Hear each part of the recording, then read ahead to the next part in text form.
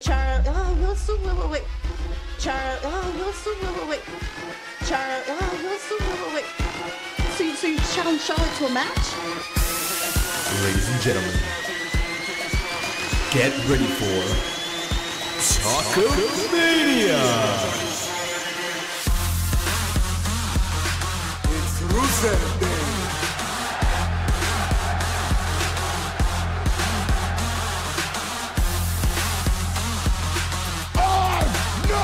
Finish with you! That, my friend, is gonna leave a mark. I love black eyes. Where are you, Dango? All before you were wearing a training bra. Ladies and gentlemen, welcome to another episode of Talkamania. I'm your host, Dez here with my tag team partner, J-Bomb. Say hello, J-Bomb. Hey, what's up, buddy? How you doing? It's the J-Bomb. Yep. So, let me ask you a question. How's it going? What have you been up to lately? Not much, bro. What about you? Not too much. A little bit of back-to-back Monday Night Raw and Smackdown. It's been a pretty wild week thus far, and we're only halfway through the week. I know. What is it? Is it Wednesday? I've completely lost track of everything that's going on in my life. It's Wednesday. I know we've had a lot going on. We had the Greatest Royal Rumble last week. We had Monday Night Raw, and we had Smackdown, both in Montreal, folks. Talkamania was there, and it was exciting. We went to both shows. We pulled it back-to-back, and definitely worth it. Double duty, man. We did double duty. You know, it's the first time I've ever, like there's, tons of music festivals that I go to, and, I'll buy tickets for the whole thing, and I only end up going to, one day. Because I get too drunk, or it's because, I only want to go to that one day. But long story short, I was surprised that I did double duty. It was funny, too, because I got up the next day. Remember we were walking back from Raw, and I was like, oh, yeah, I'm probably going to go tomorrow. I was trying to convince you. And then I was like, I'm so pumped. But in the back of my head, I was like, let's see how I feel tomorrow. And just to give you guys insight, I got a really bad stomach virus over the weekend. Actually, just to touch back, when I was doing the Greatest Royal Rumble with you all, by the end of it, I was really exhausted and I wasn't feeling good. And I just figured it was because of the long pay-per-view and all the periscopes. But by the end, I was really drained and I woke up with a really bad virus all weekend. So I hadn't eaten much, and it carried on to Monday. And I knew that Raw was coming up, and we had got our ticket. So I'm like, I just got a strong, kind of push my way through this, take the Pepto-Bismol bottle with me to work, and we made it happen. And then Monday, I ended up powering through the show. And then on Tuesday, I was like, oh man, still feeling this. I don't know if I can do this in the end. I was feeling a bit hungover, really tired because I'd gone to bed at 2 a.m. the night before after Raw. And then we started talking. We had a really good time. We teased the idea of going. It was more like, if you were on board, I was going to go. Otherwise, maybe I wasn't. But I was kind of still teasing the idea. It's kind of like I was on the fence still. But definitely, we got excited about it. We talked to each other. We had a good time. So it kind of got us to kick our asses to go to Smackdown. And I'm glad we did, because we had a great time, folks. It was good. I mean, I'm paying for it now. I'm not going to lie. Today was a tough day. And I got 2 kids. And, Jesus. You gonna be Heath Slater now? It's tough, man. I got kids. I got kids, man. I gotta say it every week. I actually had the luxury of working from home today, so it was a busy day for me, but, recovering from home is definitely nice. It was exciting because I caught up on my WWE programming. I ended up watching Ride Along this morning on WWE Network. The episode with Alexa Bliss and Braun Strowman, so it was pretty cool to see the way they interact with each other, see him kind of a little bit out of character, and they also had Titus Worldwide in the other car. So it was all right. It was interesting. I got to see an Andre the Giant documentary, or not documentary, when he was on. Well, I was just watching it on the WWE Network, just kind of naturally letting it go, and I was just watching things as I worked, and they had that Andre the Giant when he goes on Vince McMahon's talk show. Okay. And he does a segment there. There's always a small clip of it when they show Andre highlights, but I actually watched the full thing, and it was really cool. And then went into NXT after that, and again, more and more excited when I watch NXT. Great talent. Aleister Black pulled off some good shit. Great match. Black Mass after Black Mass, and he always nails it. Who's he fighting? He was fighting Sanity, Eric Young, I believe. Okay. One of the guys from Sanity. And great match, and NXT was great. And then I caught up on Raw and SmackDown. Now, obviously, we were there, we saw it, we experienced it. But of course, you want to go back and you want to watch it and see how the viewers listen to it, right? And they saw it, their perspective. And on that note, we will get into our experience at Raw and both SmackDown. But before we do, folks, make sure to follow us on Twitter @_Talkamania. Make sure on Periscope now, we've been a lot more active on Periscope, as you'll see on our feed. We live stream a match last night, and if you guys haven't seen it, we'll get to it at one point. But Shinsuke Nakamura, Daniel Bryan dream match, guys. Check it out on our Twitter. Share it with your friends, and listen to our podcast. Subscribe, 5-star, and that's all the plugging I will do, and we will get right into it. Right on. So talking about going home, watching Raw, my biggest kind of interest was, well, no-brainer. If you watch Raw, Montreal was loud, and they were opinionated. And they started off right away showing their love or disdain for Roman Reigns. It was awesome. Oh. I've heard a lot of booing in that building at hockey games and stuff like that, but that was loud, man. And I didn't realize how loud it was until I watched it on Raw. Like, it was even louder on Raw than it was. It was like deafening, man.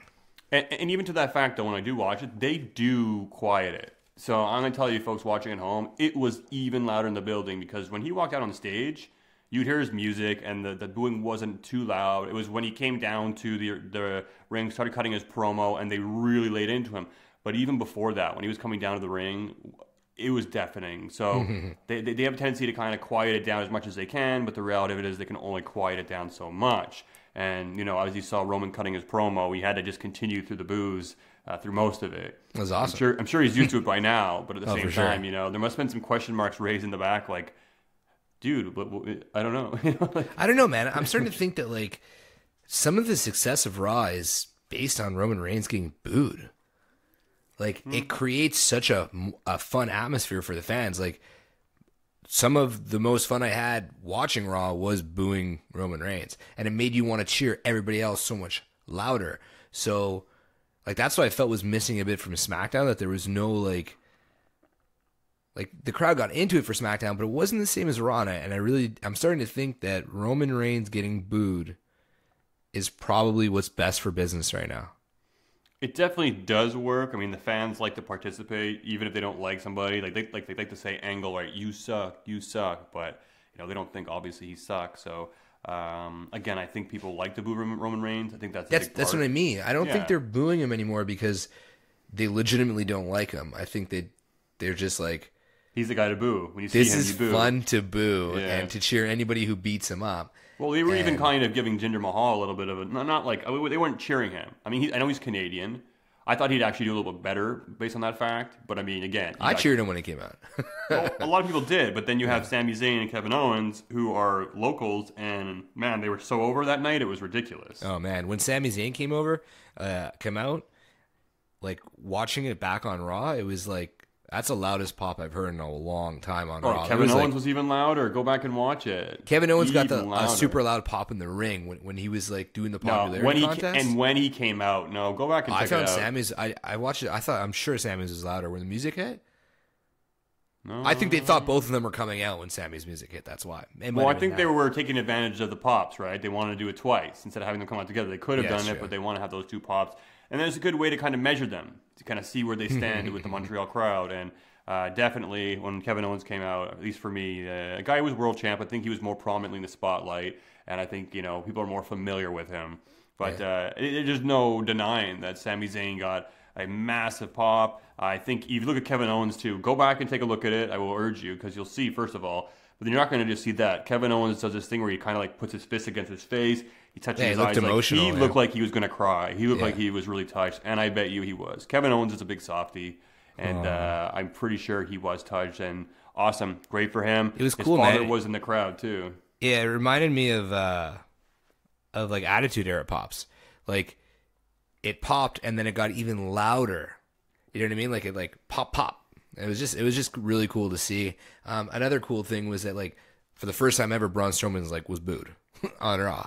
Which is pretty cool. Yeah. I mean, that's just the power of where they are and like how over Kevin and Sammy are in Montreal is freaking wicked, man.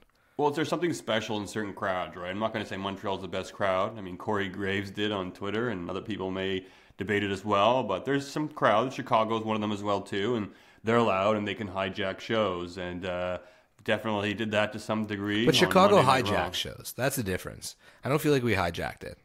We participate, and we just have fun, you know? Yeah. I'm sure it was, I'm being biased, but... Well, if you guys ever gone to a Montreal Canadiens hockey game, if you're in Montreal, I urge you guys to go if you're ever in town. The crowd's pretty into it and really exciting as well.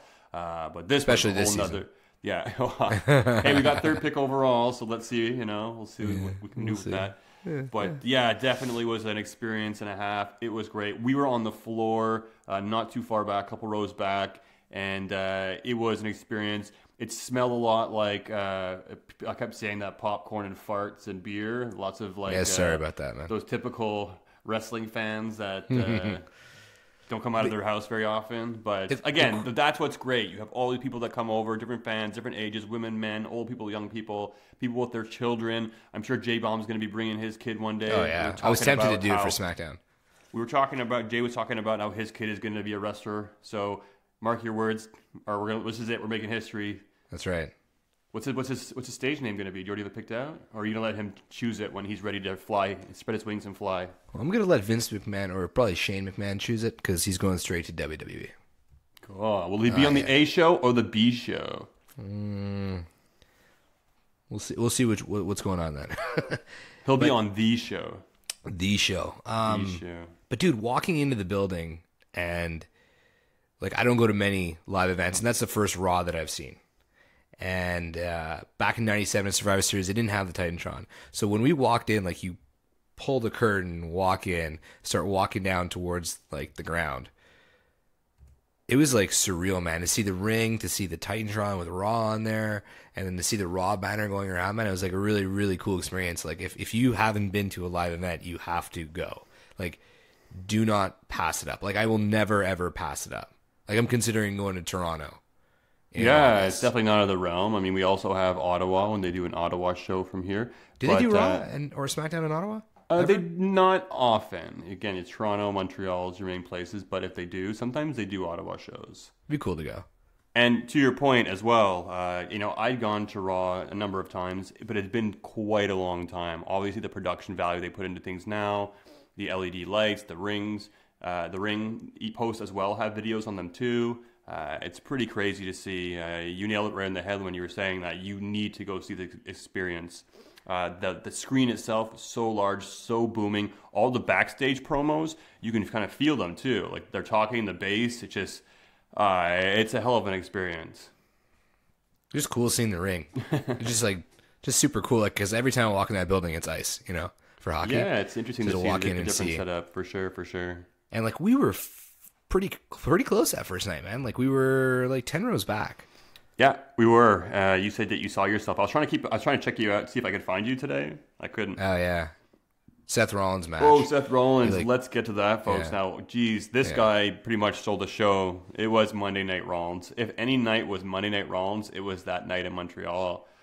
Oh, for sure. When he first came out, and it was funny because when he came out, like the pop was really large, but he started talking in his promo, and I was like, wait a second. I remember he couldn't talk in his promo, and I was thinking they'd edited it. But it was a little bit later. It was like he kind of was into his promo, like maybe 25% into. They started just bombarding him with chants, and he started smiling and like kind of being like, "Holy crap, this is intense!" And it was really funny that he actually had to stop and stall time and just kind of sit back and take an awe. I think he just took it. Yeah, that's it. That's it. I think a lot of them did that night, so it was really cool to see. And again, Rollins was so over, and I hope this opens up the WWE's eyes to see, like, hey, maybe we have the wrong guy. Or, again, the Universal title isn't on Raw or isn't really defended, I guess, normally on a normal schedule. So maybe they're treating the IC title as the main title. And I think if you go back, to a couple podcasts, like we were talking about the IC title and how The Miz makes it legitimate, we definitely had conversations about Finn Balor and Seth Rollins. And Seth Rollins was somebody who I said can make the IC title great. I mean, not that The Miz didn't, but another person who could, and he did. And their match, Finn Balor and Seth Rollins, classic. It was really nice. It was good. I watched it again today on Raw, It was fantastic. Oh, just like Seth Rollins is going to be a different type of champion than The Miz, but like I agree, he's going to make that belt like prestigious again in a different way. I mean, The Miz did it because he did it in a heel way. He kept saying it, and he backed it up because everybody likes a good Miz promo. But Seth's going to, like, from a wrestling perspective and from in ring, he's just going to absolutely murder it. And that match was so good, man. And seeing Finn in person, like, I think the last podcast, I might have even mentioned that I'm not a Finn Balor fan.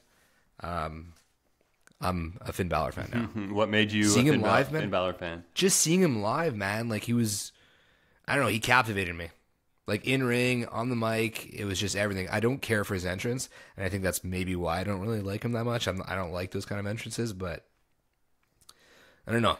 It, like, changed my opinion. Plus, he's got the sweetest merch in the business. You like the rainbows?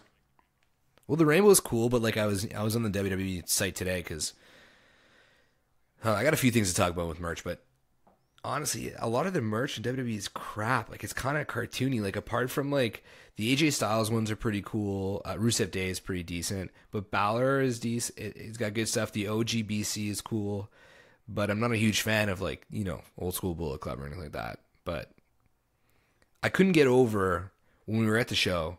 I don't know if it's just Montreal. Like, maybe somebody could, like, message us in. But I can't believe how many people have those, like, replica belts, man. They're, like, $500 to $2,000. And, like, every third person's carrying one around. Yeah, no kidding. Like, they were selling them. They were selling for, like, $450. And those ones weren't even, like, the really good ones. Yeah, we were talking nuts, about. Man. Like, we were talking about actually getting a title and, like, the cost of it and the price. And yeah, it's wow, $500 for a belt, and then you go on their website and they have like ones with all the studs, and it's like $1,200, and people are buying these, like, on the reg. It's nuts, man. They have there is they call them the God, I can't talk. Commemorative belts, and they're real leather. Well, not real leather, but they're heavy. They're half the weight of the real ones, and they're plastic instead of metal. But I'm like, I can't spend $200 on a plastic. No, if you're gonna spend the money, you're gonna want the real deal. I know, but I can't bring myself to spend $500. There's no way. I would maybe get the Eagle one from like Hogan, Warrior, Michaels, Brett. You know, Austin won it and then changed it, but like that title. That one's actually more affordable. Yeah, I know. Yeah. I just wonder if it's exact quality or if it's like kind of close to it, because I want like the real deal. I would like the real deal. I want an IC, man. I'm telling you, I want the white IC. I like the IC title as well, too. That would maybe be a close second. I also used to like the European title at the same time. Those were fun times in wrestling, the European title. I think that's mainly why I like it, just because it was a really fun era. Nostalgia. I could smell the Attitude Era when I think about it. Yeah. But can you walk with Elias? Him and Bobby Roode had that match. Oh, God, Bobby Roode. Honestly, dude, Elias, I know everybody really likes him. He's all right. Like, I don't look forward to when he comes out, and I've said this before. It's pretty well documented. If you listen to the podcast, you know I'm not a huge fan of Elias. His segment in Montreal wasn't that good. It was better on Raw because I can actually hear it. Yeah, that was my point too. I had no written down. It was like, folks, if you wanted to listen to that song in Montreal, you weren't going to be able to hear it. So it's funny. I wonder if it's the same thing when other people are listening, if like they're unable to actually hear, because I guess because we were pretty loud at the same time. But yeah, I didn't know, and I was like, I want to know I wanted to know when he jabbed the Montreal crowd, like what he was going to say. Yeah. But it was like, I never got to hear it, so I was like, I'll just check it on TV. And it was decent, actually. I went back and checked the song. It wasn't too bad, but man, like Bobby Roode, and it was confusing for the fans, I would say, because when Bobby Roode hit that turnbuckle, we legit thought he was injured. Medics ran out. Was he bleeding? What was going on? But obviously it seems like they are just prolonging this feud. And they kept talking during the match and saying how Bobby Roode got hit in the throat last week, and then during the match he kicked him in the throat. So I think they're just playing on that. They couldn't breathe properly, blah, blah, blah, blah. A few of the angles, it sounded amazing. It sounded really good. He took a bad bump, too. Yeah, he kind of fell off the apron in not a bad bump, but it was solid.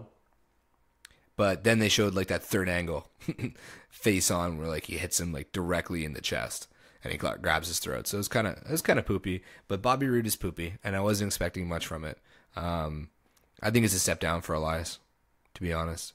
I think ever since he got the piano dropped on him, it's kind of been a little bit downhill. You think so? I agree, but I think they're still really high on Elias. And I'm going to say this. I think they're high. Mark my words, folks. I'm calling it right here, and I've called it before. Your Money in the Bank winner this year is going to 100% be Elias.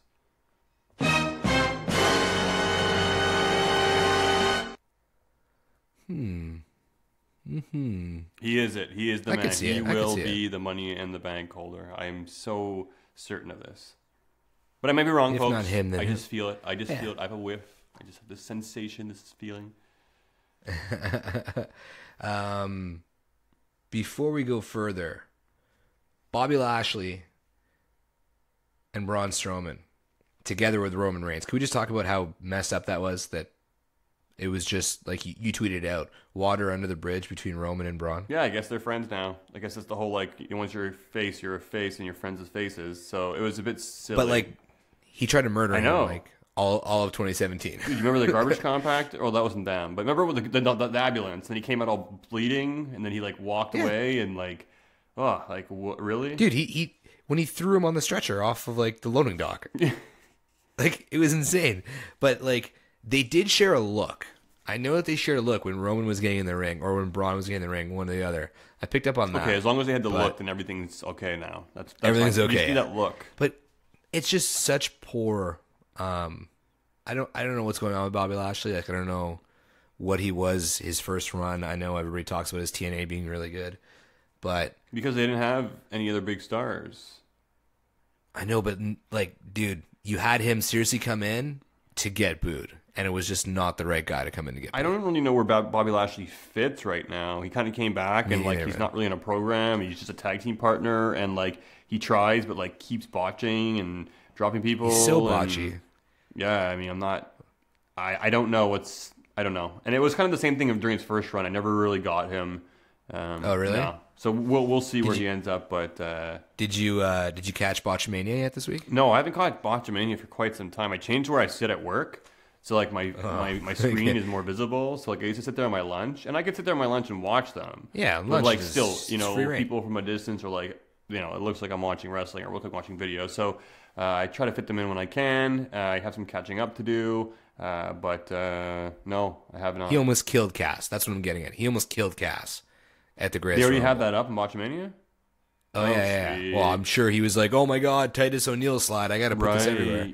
It was the whole episode was that. But literally, he comes in the ring, Cass, it looks so bad. He slides in the ring, and then he trips over Kevin Owens, and it looks like he re-injures his knee right away. And then Bobby Lashley drops him on his head, legitimate brain buster. Ouch. And Cass is huge. It looks so painful, man. Yeah, I think even the ref went over to him to see how he was doing. That's true. Yeah. But another thing I noticed from Raw is they're giving us these good feuds, they're putting people over, but one person it seems like they won't, I guess, put over, or they keep doing the job. We saw Sasha Banks versus Ruby Riott. Yeah. Sasha Banks eats another pin and sees another L. I think it's okay. I think she's somebody who could take the losses. I think maybe to some. Yeah, I agree with you to that. Where we talk about AJ Styles, it doesn't matter when he loses, it doesn't mean too much, or at least they can rebound from it. Not a lot of superstars have that. Sasha does, but it seems like they do keep making her lose quite frequently and a lot more than she's been winning lately. But I guess they're also pushing Ruby Riott. I'm okay with her. I mean, I'm not the name's kind of. Not too big on it. It just sounds kind of poppy. She's great in the ring. But yes, I will give her that. She's pretty solid. I love her cannonball that she does. Yeah, and that got a huge pop. I didn't notice how big of a pop it was until I rewatched it. Actually, that match was a lot better on watching it back than I thought it was when I was live. Well, probably because the crowd wasn't too into it the whole time. Yeah, well, that's it. I mean, you often see things when you watch them back that you didn't necessarily see. You're looking at the crowd. You're in awe. But it was really, really, really cool to watch back. The match was fairly decent, and Ruby, I just don't like her that ride kick she does. I find it's weak sauce. It's weak sauce. I'll give you that. It should be the cannonball. It should totally be the cannon. It should be a stage dive cannonball. She should do. Well, it was kind of cool that she did it off the top rope this time. Did she? The kick. Oh, the kick. Yeah, The kick. Yeah. Yeah, That it was a alright. bit better, but But I think they're gonna book Riot Club as like a legitimate, Riot Squad, strong. What do I call Riot them? Club. Riot Club. Too much independent on your mind. Yeah. Riot Squad. I think they're gonna book them stronger on Raw than they did on SmackDown. Well, it's funny, yeah, because they have more I'm time okay with now their- as well. If you look on SmackDown, Yeah. Absolution, well, it's squashed. So it's Yeah, funny. You have I'm all happy this that talent that it's went to literally squashed, SmackDown, yeah. and they're not even able to be on the show anymore. Like we have the Bludgeon Brothers who weren't on SmackDown, with the Usos who weren't on SmackDown. I know, I we have Sanity noticed it. who weren't on SmackDown, who were rumored to make their debut on SmackDown. So, I know we got a promo out of Almas. Yeah. That's it.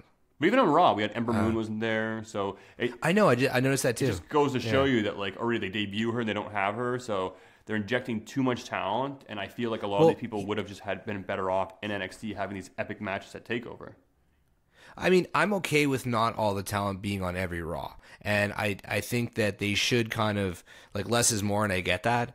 But I feel like at the same time, I mean, we did, right after Mania, it's been Greatest Royal Rumble, which was huge. Like, WWE put a lot of effort into that. Now there's going to be Backlash, and also they came to Canada. So you got to think that they didn't have their entire roster. But Paige was there, by the way, because I know we were saying, oh, maybe Paige wasn't even in Montreal because she only had backstage stuff. But Renee Young was, I don't know if it was Snapchat or Instagram story, but she was with her. See, in Montreal. I'm all down for Renee Young being more involved, but like I know she did contract signing and all that stuff, but like have Paige in there a little bit. I know she was in the UK that week as well too, but for this week, like during the AJ Styles Nakamura segment, she was in the beginning saying like, oh, there was a blatant low blow and it will be a no disqualification match. Well, then she should have done the interview later on where they needed the apology. It should have been her in the ring doing that. It didn't need to be Renee. She can do any segment. She can be in the back. Use her as much as you can, but bring Paige out there. I mean, Oh, I'm wondering if there's some sort of like insurance thing where she can't be in the ring right now. Because I noticed when she was with Absolution, she would never get into the ring. I'm wondering if there's some sort of an that's insurance thing where interesting, she folks. can't If get you in. know anything about that, tweet us and let us know, because that's actually a pretty good observation. Maybe she would come in And at I the literally end, just came but up with like, that. yeah, they're very, very careful with that, and that's I'm wondering, yeah. that's a pretty good observation. I hadn't noticed that. One thing I wanted to ask you: did you like your moment of bliss this week? I did. I thought it was good. I think the internet ate it up again. It was.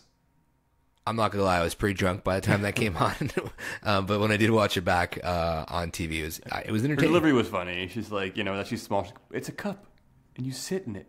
A cup. Yeah. You know? Did she say that Nia Jax was holding like 2 turkey drumsticks?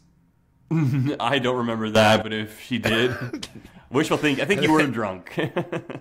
Yeah, maybe. No, but I heard it like when I was back watching it on TV too. I feel like she just kind of slipped it in. Maybe you were hungover. You were eating a drumstick.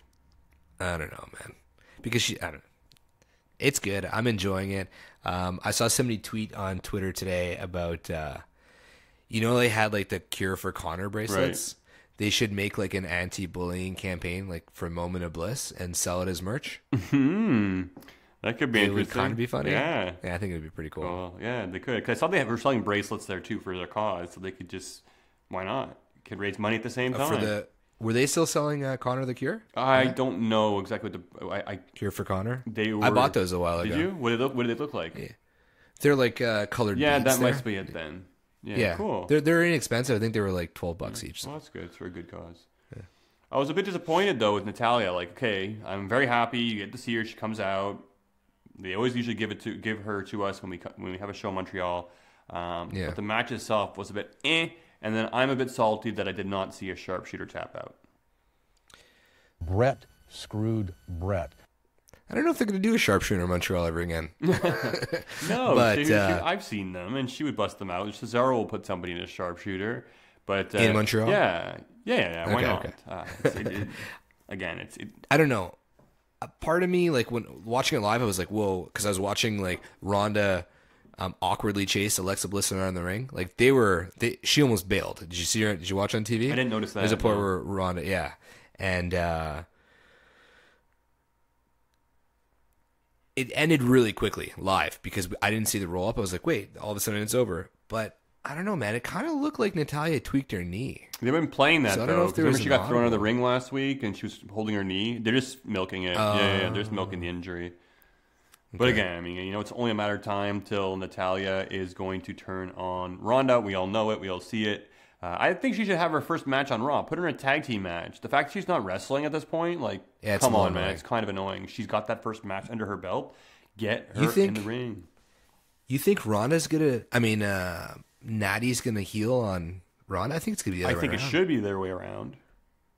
Because I think it's too quick to put Natty back to heel. I think she's a natural heel. They're going to do it, though. I mean, they're definitely going to go with Natty. I mean, she's a Natty True. Oh, it's a horrible attempt at a dad joke. Natty Ice, natural ice. Anyways. I was a bit disappointed there was no Drew McIntyre. That's who I was looking forward to seeing. I really wanted him to come out. All he did was a backstage segment with Dolph Ziggler. And I rewatched it today. Where the hell were they? They were in a closet with chairs stacked up. Literally the only place they can find that could be quiet. And it was stupid. I bet that's it. I bet that's it. It was the only place they could find that was quiet. It didn't do either of them any favors. And I feel it's really weird when they do the cell phone interviews now, and there's no graphics on the screen. Yeah, I feel like you want your Gulak PowerPoint presentations. Yeah, I feel like they just kind of made a mistake in production, because sometimes they have it, and sometimes they don't. And when they don't do it, I'm expecting them to pop up when they say certain words, and they don't, and then it's just awkward. I'm glad they didn't do it for those two, because I would take them a lot less seriously. Yeah, it's a shame that they weren't there. Yeah. Honestly, that was them and Ember Moon were. I would have taken them instead of No Way Jose. Again, I get that he serves the purpose. We didn't even watch it. We were running around trying to get merch. That was it. So at least we had an excuse. But yeah, I mean, he comes out, and I get this guy. He's a 7th inning stretch. He gets a win over Baron Corbin. Titus O'Neil comes out. It's funny, Titus O'Neil, he owned it, and he came out and he slipped. But I hope they don't just milk this for the next few weeks or whatever it is. I know they'll have T-shirts, but come on. It's really going to taint the actual moment itself, I feel, if they make an angle out of this that draws on too long. 100% they're going to do it. Titus World Slide, man. That's it, So I miss Dana Brooke? Damn it. You know what comic relief I did enjoy, though, on the show? I really did enjoy the Miztourage, and that threw the crowd for a swerve. For sure, man, we thought the Miz was there, dude.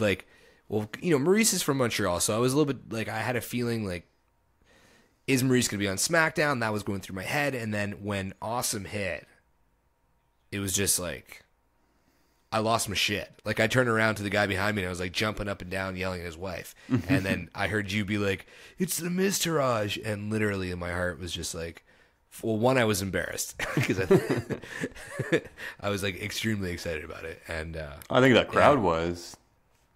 But hey, they did a good job, man. It was a funny segment. Yeah, definitely. And I thought it was going to lead to a tag team match and ruin the night for us because we were IC title match, Finn Balor, Seth Rollins, and then nope, tag team. It's oh, you guys, are you kidding me? Miztourage, I hate you even more. Yeah, big time. But it was good. Yeah, it was decent. But I noticed the production on SmackDown was a bit different. So. Mm-hmm. On Raw, we had lots of matches, lots of segments. I know it's 3 hours, but SmackDown, it was a bit different. I kept saying it was like watching a play. You'd have them in the the ring. They would do their segment. Then it would go dark. They would change things in the middle of the ring. The talent would kind of sneak out in the back. They'd have something going on the screen.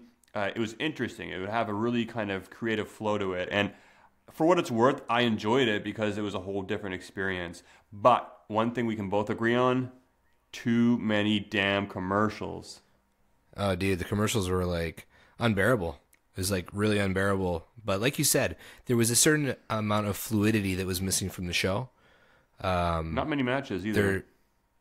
I think in the first hour and 15 minutes, we had one match. Yeah, and then they threw a few together at the end. But a lot of backstage segments. I like the segment with Asuka, and you had Charlotte, and you had Becky. And they're doing their talking. Yeah, it was good. Yeah, it was pretty funny, and I was what is Asuka saying? I couldn't figure it out, but then she's Avengers assemble. Is that what she said? Yeah, it was hilarious. Oh damn! Yeah. I had no idea. So she did speak Japanese at the end, right? What's that? Did she throw in some Japanese right there? Or was that when she said Avengers? Oh yeah, let me yeah, or say something basic. But no, she was speaking English, and that's kind of why I couldn't understand her because sometimes it's hard. She can't pronounce words properly. But And I'm cool she's with getting it. It better. works. She's making an effort, and it's fun, I think, going back to WrestleMania, the streak's broken. Now she can kind of evolve as a character and have more fun. And now you don't know if she's going to win or lose. And even during that match, there was a few points where you're like, well, what could happen? Is she going to get hit? And it makes it a lot more exciting. But it was great chemistry. And seeing her live, the crowd loved the entrance. They loved her. She moved so fast in the ring. She's like a fireball, just moving around. And it was really, really fun to see. She got the tap out of like a kind of like a roll up. She kind of slipped into an Oscar lock. I'm glad they gave her back that move. And Peyton sold it well, and too. she did, yeah. I thought it was great. It was good. The main event was good. The women's match was great. Charlotte Flair was good. She did a moonsault to the outside of the ring. And telling you folks, I know on TV it looks like it's high, but when you're live, it's high. Oh my god, dude! Even when she like springboarded, splat or cross-bodied over the ropes, honestly, it just changed like my perspective and the respect that I have for these athletes. Because some of the stuff that you're like used to seeing, that you're like, oh, whatever, dude, it is legit in person. It's so much cooler. Like even when Randy dropped, I don't know who he dropped on the table, the back body drop on the table. The Miz, it was just like, Miz. Was it the Miz? Like the height that they get, and it's just, I don't know, man. These guys are like premium athletes. But yeah, like Asuka with Becky and Charlotte I'm really, really enjoying it. Like it's a different side of her. She's kind of got a little bit less pressure just on her alone backstage with like Renee Young or something. So it's a little bit more of a natural setting. And I think it's really helping her character. Yeah, I won't disagree there. I was really impressed. Another person I was impressed with seeing live was The Miz. And I know he's annoying, he's awesome, he's a troll. But this guy knows how to play a crowd. He knows how to work a crowd, the small little things he does. I went back and watched the match, and there was a part where Jeff Hardy was in the top rope, and Shelton Benjamin was kind of like lying down to get the swanton, but then kind of got like hit in the corner with a knee. The ref kind of splits them up. And then when the ref's back's turned, The Miz runs over and pushes Jeff Hardy off the top rope to the outside of the ring. And you're like, oh my God, you little dick. So he knows how to work the crowd. He's funny. He made Randy Orton crack up too as well. That's true. It was great. Go if you guys check that out. He cracked a little bit of a smile. But it was really cool to see. And The Miz is good. And to that fact as well, Carmella, I know I ragged on her for a long time. I still feel like they aren't always doing the right things with her. But she's hilarious. Her scream, the way she plays a coward, the way she plays a heel, she's doing all the right things. She's almost like a female Miz in a way. The fact that she can play the crowd the way she does. So, again, as long as they kind of do things in a right way, I don't know how long she'll hold the title for, but was really cool to see. And I loved having the women main event, Smackdown. I liked it. I liked the main event. It was awesome. It was really good. And The Miz too, during his match when he went and grabbed the mic, like he kind of felt it, because like I'm sure that they went in there knowing that the crowd was hot, like because of everything that happened on Raw. And he came out, and I'm not going to say that it took a while to get going. I think the Miztourage, the crowd wasn't super loud right off the bat. I think it was like once Randy Orton came out and the three of them were in the ring. I don't know if it was like Jeff Hardy just wasn't giving him what he needed, but once the three of them got going, it got really, really good. But the beginning of the match was a bit stale too, and it's because of the way that they led into it. The sitting there in the arena, the Miz TV ends. It goes dark. The crew rips everything out of the ring, and then the four wrestlers just stood there and like kind of talked to the people in front row. Miz was taking selfies with some of the fans, which is like super odd for a heel, I would say. And then they didn't even cut to a backstage segment where Paige makes the match. They just announced that Paige made the match, and then it started. And I think the fans in the building were a little bit like, I'm not going to say off-put, but they were quiet until the Miz grabbed the mic during the match. And then, boom, he got the energy right back in. Yeah, that was he knew cool what to do. See. Yeah, it was great. And, I think he also likes Montreal. His wife's French, so I'm sure he tries to get more involved with the crowd. He knew we were saying that we wanted Maurice in French. He's like, I took her to Hollywood, That's literally the first thing he said on TV. That is the first thing that came out of his mouth. Yeah. So cool, man. Yeah, it was great. It was great. And another thing was, I know you guys, all we saw on TV was Rusev in a backstage segment, but we actually had a match in the, a dark match before SmackDown started. Yeah. We had Rusev Day, Rusev in English, versus the Usos, who were non-present on SmackDown outside of that. Neither was the Bludgeon Brothers. I mean, it was again, too much talent, 2 hours. You have all those commercials. Just come on, guys. So many commercials. But to that fact, I mean, I guess it made a bit more sense for us there because Aiden had cost them the match against the Usos, or at least ate the pin. So yeah, he ate the pin. So going into that backstage segment where Lana comes wearing the Rusev Day shirt, a lot of people are really excited because it's really one of the first times we see Lana and Rusev interacting for quite some time. So it looks that like pop was huge. Oh, the pop was massive. I mean, during that dark match alone, we want Lana, and then Rusev even pointed to the back and trolled us. Yeah, I thought she was coming. Come, and like she didn't come, but that's Rusev being Rusev, and it was funny. But it was funny, even if you go back and watch that scene in the backstage where they're doing that promo, the way Rusev acts, the way he's kind of all like, yeah, sure, I have time for you, and like he's so goofy, and like the way he changes his demeanor. And then even that scene where it's like something's holding you back, noticeably Lana, 90% less accent. She had a little bit of almost like she's phasing it out. But clearly they're going in a different direction. People know, they watch Total Divas. Yeah, baby. But and then she's something holding you back. Aiden comes and grabs his jacket. It's well timed. It's one of those really like, oh moments. You know, like when Jericho took the list and he's like, why is my name on this?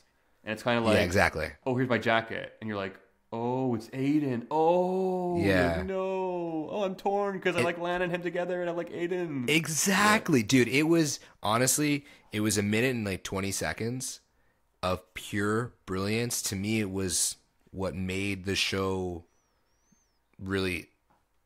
It was the best segments part. Like that. Best minute. Segments like that. You know something's going to happen. We're going to go in a big direction. Will Rusev turn on Aiden? Will he be the face? Who will be the heel? I mean, even if Rusev's a heel, he can't be a real heel because people just love the guy. So it's going to be interesting. Now, I've gone through so many scenarios, and actually we got a question from one of our listeners, Ravishing Rico Maniac. On Twitter, he's Rico Maniac 0812. Rico. He asks us, do you guys think Rusev Day is better off with or without Aiden English? And my answer is literally, I don't know, because I want to have faith that they're going to do something good with this. I'm going to stay positive on it. I think Rusev Day is going to be the three of them for a little while. I would think, let's build it to SummerSlam.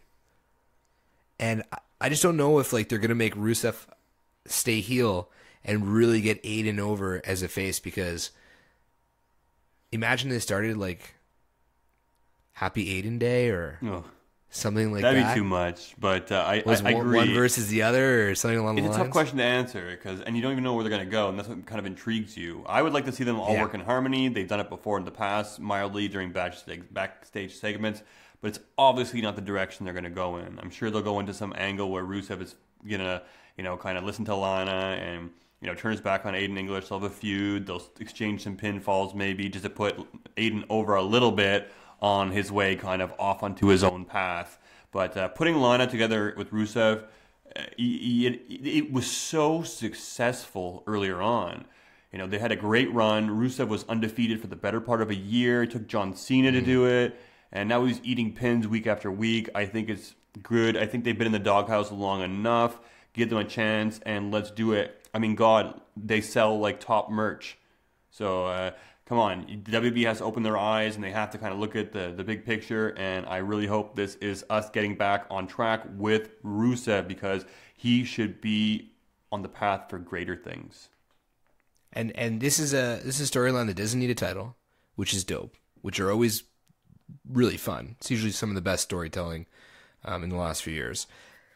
And I mean, I don't know where it's going to go. I like Rusev with Aiden. I love Rusev with Lana. I would love the three of them to work together. I like how they kind of like, they hinted at it, that like, they planted the seed. Now I hope they go a couple more of these segments where all three of them are harmonious and then one gets annoyed. And I'd like Rusev to be kind of in the middle, but dumb, like naive to know that he's in the middle. Well, I hope that too. And I think you got a little bit of a taste if that's what it seems like they're going to go with. He kind of didn't know what was holding him back. So he didn't make any confused faces at all. He was just perfectly happy. Yeah, he was so happy and like kind of done. content. It was so funny. I love Rusev. I have a holiday named after me. What could be? What could be better than this? But that pop, man, that pop was huge. Like you could almost not even hear her start talking. Like for a backstage pop, man, it was like The crowd wants one, and the people have spoken, and the WWE has listened. Spoken. So hopefully, folks, we'll see more. We'll see more. And on that note, we saw a more of not knee to face, but uppercut to groin. Another segment. Yes, sir, AJ Styles, Nakamura. So earlier we were saying how after Miz's segment, producers, they would run out in between scenes. We talked about that earlier as well, too. They would pan out. It'd be dark. They would change some lighting. They would change the settings. And often there'd be people running down to the ring. And that's how Nakamura made his way under the ring for that segment. Yeah. Oh, yeah. I forgot. Right. That was awesome. Yeah. And we had no idea, right? And we were like, oh, wait, why did they bring down to the ring? I guess they're changing things, but they got us, right? Mm-hmm. And they've been doing this for years. So obviously you got to kind of, put two and two together, or at least you do after the fact. But again, a fairly decent segment. But I was disappointed. I really have loved to see AJ Styles wrestle in Montreal. So at least in a dark match. But again, now it's pretty interesting to see because we're going to have a no disqualification match at Backlash. Paige made it. So we're going to see what happens. Again, I'm going to call it early. I still feel like it's going to be AJ Styles winning with a low blow. He's going to be the one to deliver it this Sunday. I'm banking on that right now. No DQ is interesting because, it can totally go by a cockshot AJ to knock. But at the same time, we can see the Bullet Club or the club get involved in this. We didn't see them this week, but they could be nursing their heads because our Anderson took the bullet for AJ last week, I guess. But it was pretty good to see. Again, Nakamura coming out doing his heel thing, he did get the Kinshasa afterwards, but again, we've been seeing Shinsuke get the better hand or the upper hand on AJ week after week after week. So it only makes me feel like AJ is going to take the win this Sunday, and we'll go over that, folks. We're going to do our prediction show as well too this week. We're going to get more into detail for that, but I got a feeling that AJ is going to take the title. And part of me is kind of like, well, when's Nakamura going to get it? And he held the title up, and he had it over AJ. I was like, you know what? The title doesn't look as bad beside him as I thought. It looked good. It looks good on heel Nakamura. It wouldn't have looked good on face Nakamura. And I will say, folks, I know I said it day one, I knocked the theme song. I like the theme song. It was cooler in person than it was on when you watched it. It just caught me by surprise the first time. I was like, "What did they do? They changed the lyrics." And sometimes you have to hear a song a few times for it to kind of grow on you. And for sure. I came home last night and I was buzzed. We were drinking last night. I started playing some theme songs. I played Seth Rollins' "Burn It Down." I played Asuka. I played New Day. I played Balor. And I actually found Shinsuke Nakamura's new theme as well. So I played it. I had on my Sonos speakers, the Sonos plug.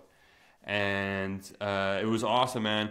And my girlfriend, she's from Japan, so she was listening to the music, and she was translating the lyrics for me. And basically it's my strength, and I'm strong, and I'm number one. And it's funny, it really has grown on me, and I eat my words. Like I said I would give it a fair chance. I like it. I think it makes sense. It works for the heel Nakamura. And now you go back into the old one, and it's it's version 1.0, Yeah, version 1.0, So. 100%.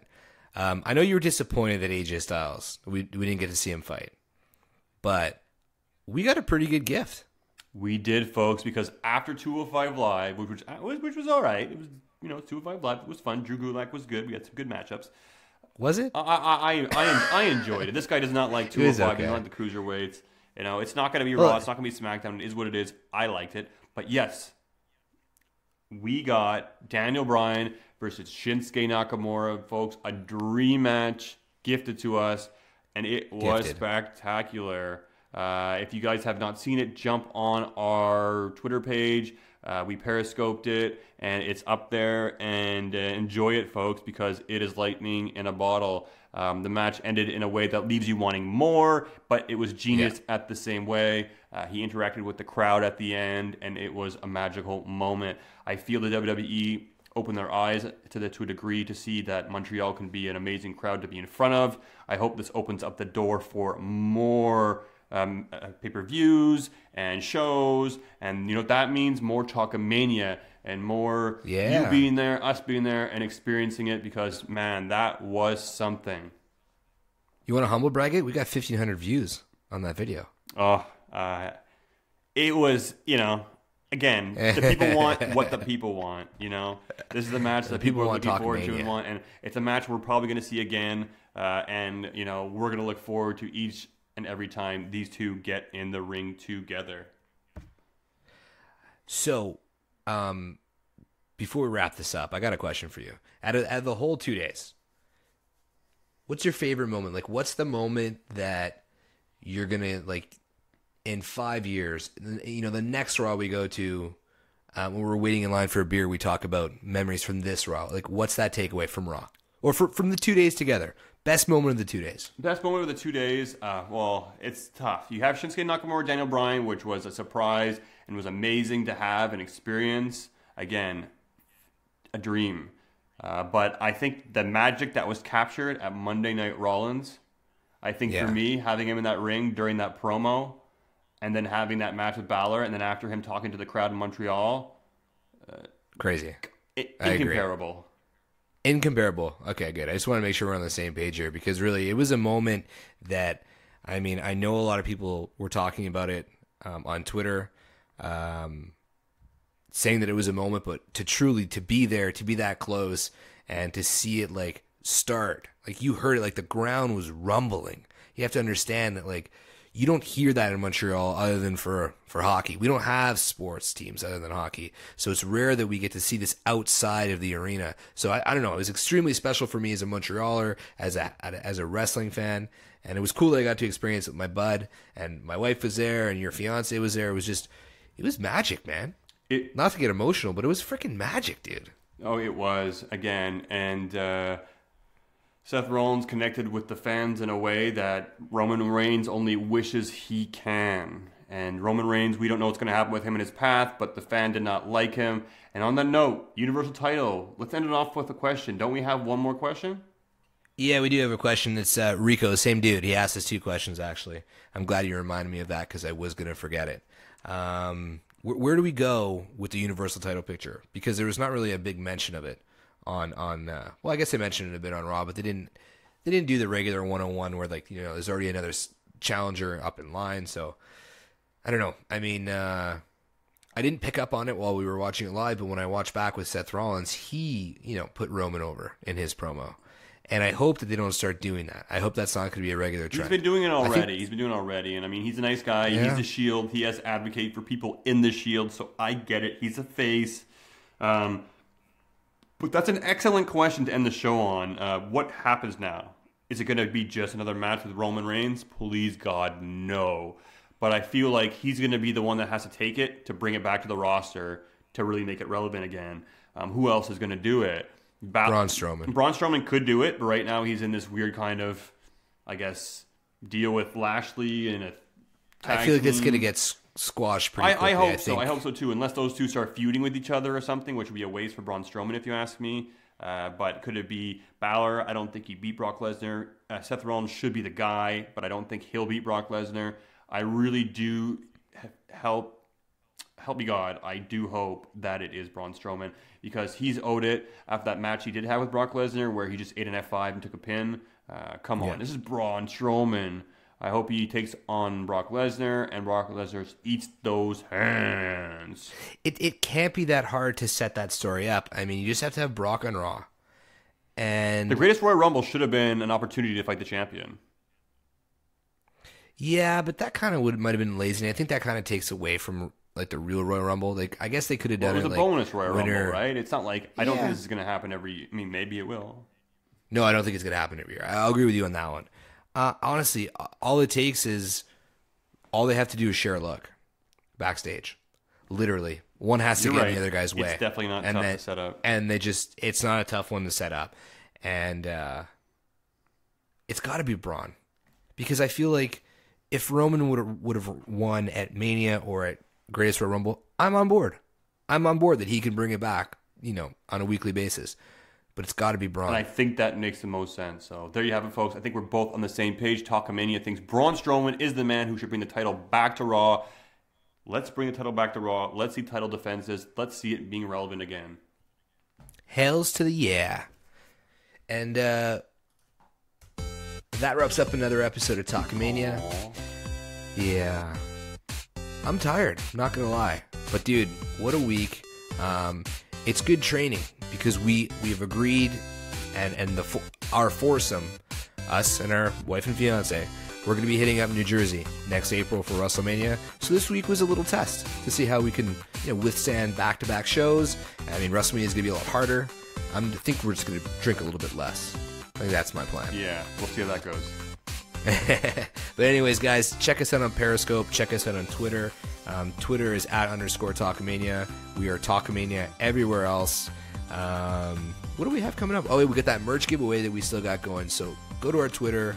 Check out the pin tweet. It's really easy to enter. You just got to RT the pin tweet. Give us a rating. Doesn't even have to be 5-star. It'd be sweet if it was. But if it's not, we understand. Give us a fair rating on iTunes, and you're entered in the draw. We have one more week. And then we're going to be shipping out some merch to one of the random reviewers. Until then, yeah, we'll be hitting up this week with Backlash predictions. Oh, true. Forgot about that one. Yeah, so Backlash. We'll hit that up later in the week, I guess. Yeah. All right, man, before I screw this up anymore, J-Bomb is out. Dez, say bye. Happy Rusev Day, folks.